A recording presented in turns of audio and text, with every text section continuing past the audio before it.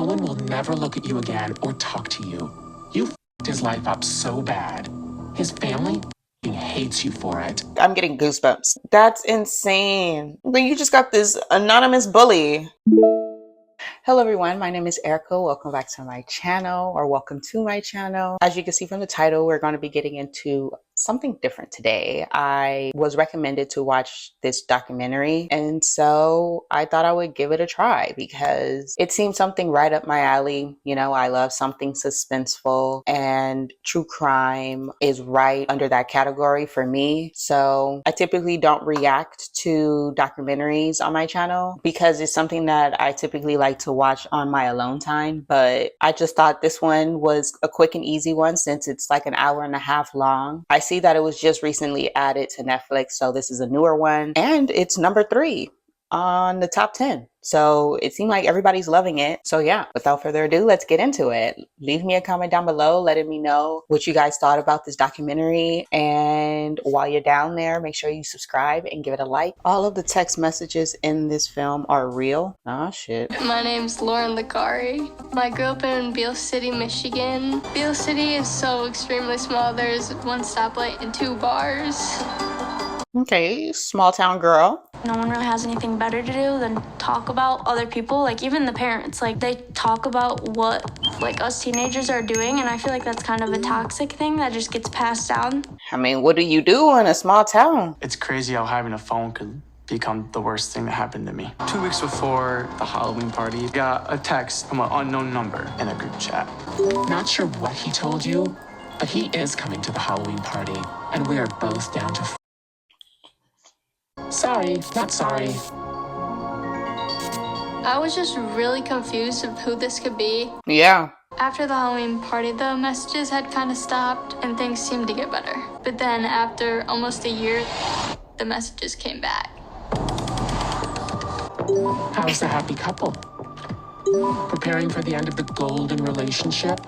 It just sounds so petty. There was no reason for it, you know? Like, the first text was for the Halloween party. Like, this just happened. Right. I wanted them to answer the phone so we could maybe figure out who it was. Of course, nobody answers. They would just text us right after we called them. Bruh, Lo, stop f***ing calling. He ain't answering. In a lot of the texts, the unknown sender called me by my nickname, Lo. It had to be someone who had been around me or one of my close friends before. It's a small town, so I feel like that can be also kind of like a general information if people have been around you long enough. Owen is very athletic and involved in sports, and so is Lauren, and so I thought they were a really nice fit. Right. Kendra and Owen's mom, Jill, became really good friends. I do think that there was some jealousy, you know, in their class, maybe wanting a relationship or wanting boys to notice the girl. Of course, it's high school. Beale City School is preschool through 12th grade, all in one building. Damn. The people in my high school I've grown up with since kindergarten, basically. So that's what I'm saying. That nickname Lo is just general information. Like anybody can know that if they're this close knit. It was just like, oh, I'm getting these weird messages. I don't know who they're from. I never really suspected that it was the boys in our grade just because the boys in our grade aren't super involved with people. They don't really care about drama. No. Unless he has a catty girlfriend that get him tied up into this. But normally dudes do their own thing. I feel like at Beale, like, there's certain groups. The more popular one, and then there was the cheer group, and there was just another group of girls that my cousin Adriana was in. It could have been the quieter ones because they could have been more techie. There's only so many people it can be, and like if I got a text message during the middle of the school day, I would like look around and see if anyone was on their phone. Right. Trash bitch. Don't f***ing wear leggings. Ain't no one wants to see your flat ass. Oh, damn. Owen will never look at you again or talk to you. You f***ed his life up so bad. His family hates you for it. I'm getting goosebumps. That's insane. But you just got this anonymous bully. But my mom was like, just ignore them. Obviously, you're beautiful. Like, she was just encouraging me to not read them. Well, it's hard not to when it's coming directly to your phone. And then it started to get worse and worse. I don't know. What? There were times that these text messages were coming in at a clip of 30, 40, 50 a day. Damn. I mean, it's a small town. They ain't got nothing else better to do. We got a little gossip girl on our hands. Unfortunately, in my opinion, I don't think the school handled things very well. I mean, no, I'm sure this is like their first time dealing with something like this. My in his face. And make it What in the world? For real. Like, that's so gross. Is this like a stay-at-home mom? Does a student have that much time on their hands to be sending like 50 texts a day? I mean, they can make time. So that's why my guess is like a stay-at-home mom or something. So I thought that Lauren could have been sending the text messages to herself. It kind of seemed like she wanted attention, and this would be a way that she could get it. That's also possible. There's 700 kids that go to Beale City. Really, at this point, this could be anybody. Literally. So I began with some video surveillance, marking when the text would come in and then looking at video to see if we could see someone in the hallway sending a text at that particular time. Damn. Jill and I spoke about it. When we were together, we could talk about just about anything, share things, kind of really feel like a support there. We gave further advice to change the students' numbers. We did contemplate that for a while, but we knew that it was someone that we were close with. Right. If it's one of their friends, are we inviting them over? Are we opening the doors to somebody who did so much damage? I mean, is it a weird parent? The one thing that the texter wanted was for me and Lauren to break up. Yeah. Me and Lauren, we FaceTime, and I told her that if we give them what they want and they stop, maybe one day we can try again. Aw. She was very heartbroken. Obviously. She was super hurt. I would have been too. I'm hurt for y'all. And we just kind of stopped talking to each other. That's so devastating. But then when we broke up, it seemed like the messages got worse. Ugh. The fact that they're still going after the one thing they wanted, that was really heartbreaking. Yeah. What, were they trying to get her to commit? yourself. Exactly. Exactly what I was about to say. You just took it right out of my freaking mouth. What? Ugh, that's so disheartening. At this point, I'll be like, parents, take my phone away. Take it away. My blood pressure is skyrocketing. Yes, freaking pissed. Because, who is this person? The worst fear ever is that both of the kids have emotional trauma over this. And when that gets to the point where they can't sustain that emotional trauma anymore, their potential for risk of self-harm is huge. Exactly. Definitely when your threats are literally telling you to do that. Oh, dang. Not the hashtag. I got this one text where the sender talked about how many points they scored in the game the night before. Oh. My mom was the volunteer scorekeeper at most games, so she thought we could look at the score chart. Only one person had that amount of points. Chloe Wilson. Unless it's somebody trying to frame somebody. But people always snitch on themselves as well. So this can be either or. She could be getting framed, or she could be telling on herself. I didn't really talk to them that much at all. Really, I'm not close with Lauren. There's 348 pages. Damn, like a novel. Well, I don't have anything to do with it. I'm with people all the time, and if something were happening like that, someone would see it. I thought Chloe's going to get away with this because her dad is, a police officer. I mean, obviously, any parent will try to protect their kid from being blamed for something on this kind of scale. As it continued, Owen and Lauren received area codes from an area in Florida and were told Chloe and her family had taken a spring break trip to the Florida area during that period of time. That's what I'm saying. Either you're doing it or you're being framed. Chloe and her family provided Chloe's phone for a forensic download. Okay. But there was just nothing on her phone. Why would Chloe send a picture of herself if she didn't want to get caught? Nobody would actually directly point to themselves. Yeah, not at this point. It almost had to be somebody setting her up. Right. Dang, just dragging more and more people into this. But it was also very hurtful. Because, I was this quiet kid at school. I didn't really talk to anybody. I wronged nobody. Hey, everybody a suspect right now. They trying to find out who doing this. Everybody a suspect. They were looking at me like I was guilty. Yeah, that sucks. Until it's their turn. You got called into the office to talk to a cop about a situation that she really didn't know a lot about. And, absolutely, there was no way that she was a part of this. We hope not. We hope none of these kids are actually behind this shit. There was one day I was standing in the living room with my parents, and I got a message from an unknown number. Here we Hey, go. Adriana, Owen needs your help. We need to get Lo gone away from him. I was really worried about, like, who is this person? Yeah. Why do they have my phone number? It was scary because I didn't think that it would ever happen to me. Until it does. The messages would just go nonstop. I mean, 1 in the morning, 3 in the morning. Jeez, what the It hell? was relentless. Man. The tension in the house, you know, you could just, you know, feel the vibe in the house. Like, Yeah. no one could get along right No. now. You know, and just everybody is mad. You know? Yeah. Everybody wanting to do something, wanting to make some shit shake, but you can't. So the tension is rising. No one ever wants your like flat ass and no dude ever touching that. You nasty slut. And that's none of your business. Okay? It's not your body. You ain't got to worry about it. Mind your business. Like, at first it'll be hurtful. Then it'll just start getting mad. And I'll start hitting shit too. Like, get a life. Attacking some freaking high schoolers. Like, Did you get Owen a new phone? No, Okay. he just doesn't want it at all. But I would take it away. I would turn that shit off. Nobody needs to read that. Not even the parents. I started dating a girl from Pinconning. And we talked a lot. We were close. Like, it was a serious thing. I slowly started to feel happy again. Like, maybe everything will be okay. One day, she texted me. She's like, my mom just got a random text from someone.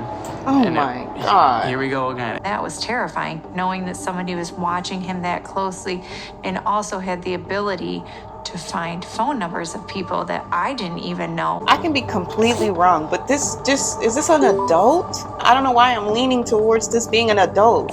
The anger really started to become apparent to us. A lot of aggression on the basketball court. Yeah. I mean, he's trying to tunnel that anger, but it was almost like he was trying to take it out in a physical way without physically hurting anyone. Okay. At least he wasn't hurting his opponents. I submitted a search warrant to ping her, and they gave me 2 IP addresses that belong to a Verizon network. I was thinking about trying to check the IP address. And the phone number was Kendra? Lauren's mom, Kendra. I knew it was a fucking adult. It either had to be from her side or Owen's side. He's like, do you think there's a possibility it could be her? And I said, no.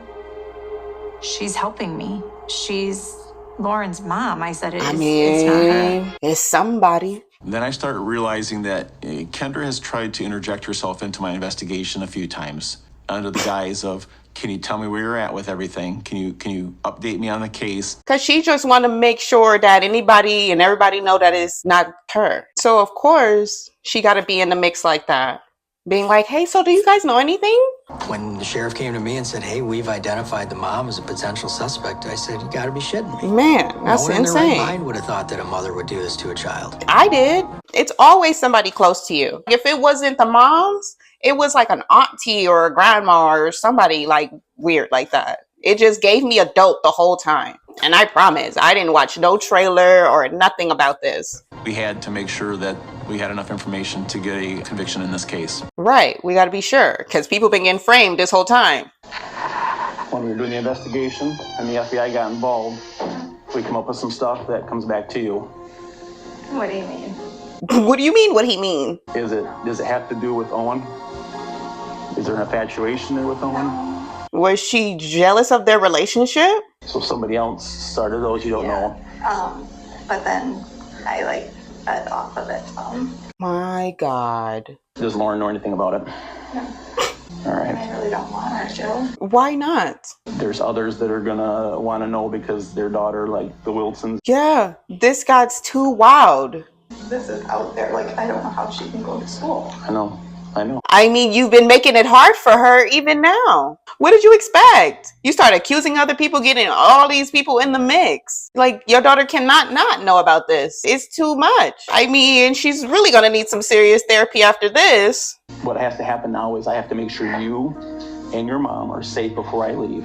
So I'd like you to call your dad so maybe he can come home and meet with us, okay? You're going to put your whole family in danger. You didn't think of that? You didn't think that once you were caught? Or no, she didn't think that far because she didn't think she was going to get caught. I said, this is my fucking wife doing this? Yeah. So I come flying home. Of course. The sheriff is standing on the front porch. Don't you hurt her, man. Don't you hurt her. I think there needs to be a cop there because shit, you leave, he might just take it in his own hands. Forget everybody else pulling up to get their hands on her. Like, this is his daughter. I'm sure he's been like so hurt that she's experiencing this. Well, and so this is the deal. Okay. Felony stalking. That's what the charge is. She's doing all the text messaging. She hasn't had a job for over a year. You just said she got let go. Damn. Quick. I think there's more to that story too. This girl. Sean looked like a broken person. Yeah. Because within all of this, she pushed him away. And then their relationship and their marriage started to fail throughout all of this. So she got obsessive about something at work and got caught at work, got fired. And then what? She turned all of that obsession to her daughter next? But she shouldn't be around her daughter or trusted ever again. Okay, you need to go somewhere tonight. I don't know where you gotta go, but she's gotta go. Yeah. You need to call your parents. You gotta go. Have them come get you. Because this is it. Yeah. And having her in the middle, this is not good. Yeah. Okay, you need to call your parents.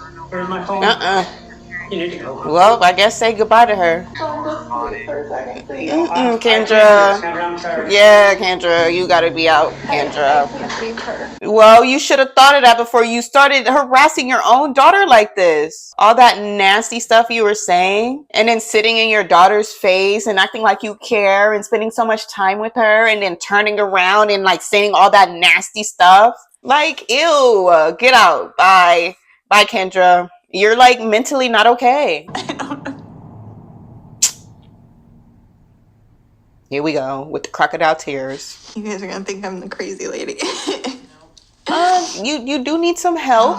You do need some help. Why would my mom do this? Right. But like, did she really actually do this? Like, I can't believe it, Exactly. honestly. It's the confusion. I'm just really confused. Exactly. I just can't believe she'd do something like that to her daughter. Yeah. It just makes me sick.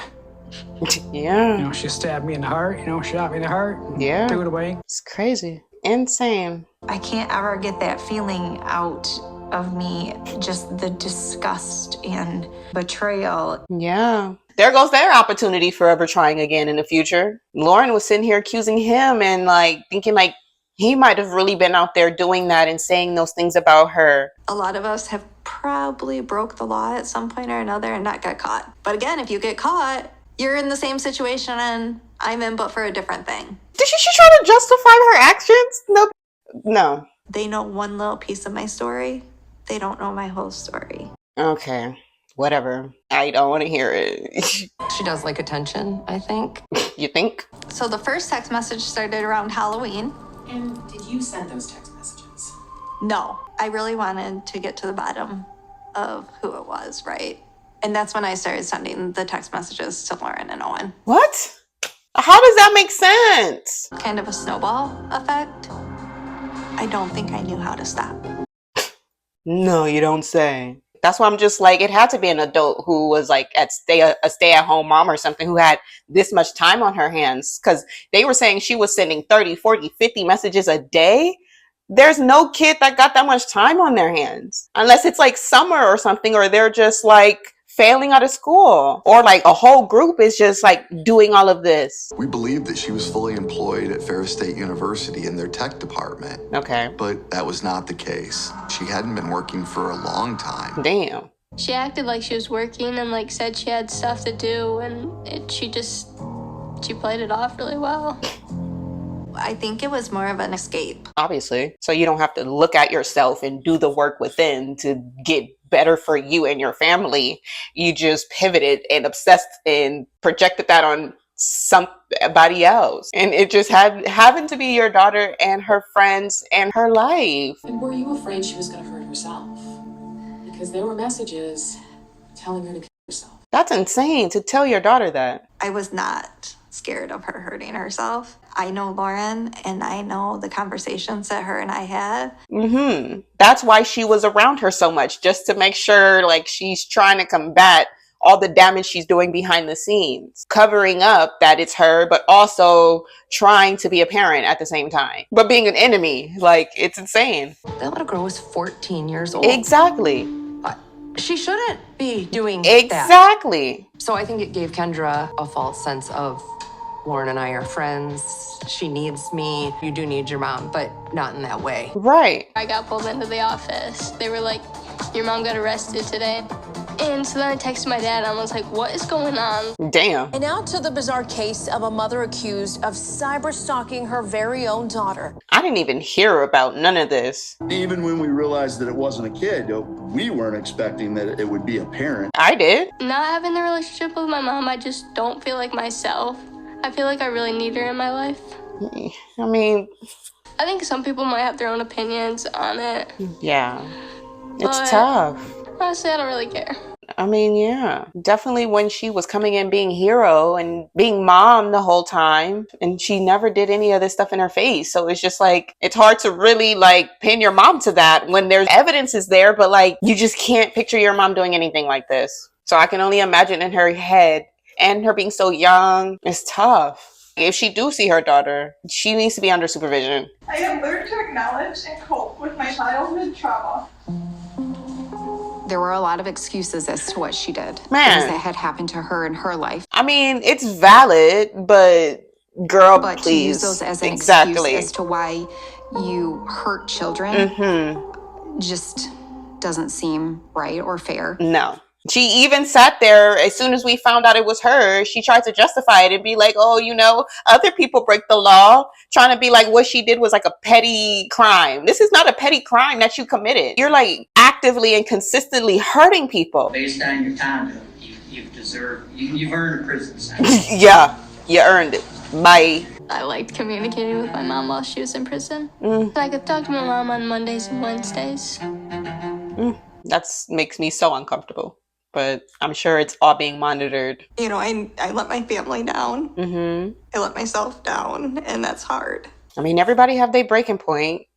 This is just what hers look like. And if she would have came in with those kind of words, instead of being like trying to make her actions seem like, oh, it's just like a petty theft, but being like, you know, everybody makes mistakes, but this is just mine, then I'll be like, okay, more sympathetic. But whatever, you know, we all have our breaking points. We all make mistakes. And this is just hers. When I was 17, I was... Damn. And as my daughter was hitting those teenage years, I got scared. I didn't want her to go through that process that I did. So you became her stalker and her harasser, and also her savior and hero? Hey. I was reliving what I had been through. Yeah. But also at the same time, wanting to protect her. Yeah. I wanted to try to like control the outcome of her journey. Unhealed trauma, it'll do that to you. But geez, girl, geez. Yeah, I was mad at Lauren. I don't think I will talk to her in the future. I don't think so either. That's why I knew that was going to happen. Her mom is the culprit of all of this. Lauren, she was just so young for all this to happen. I really don't think that it's truly her fault that her mom was like that and wanted things to go this way. Yeah. You know, you watch all these other documentaries of how this ends. It's not good.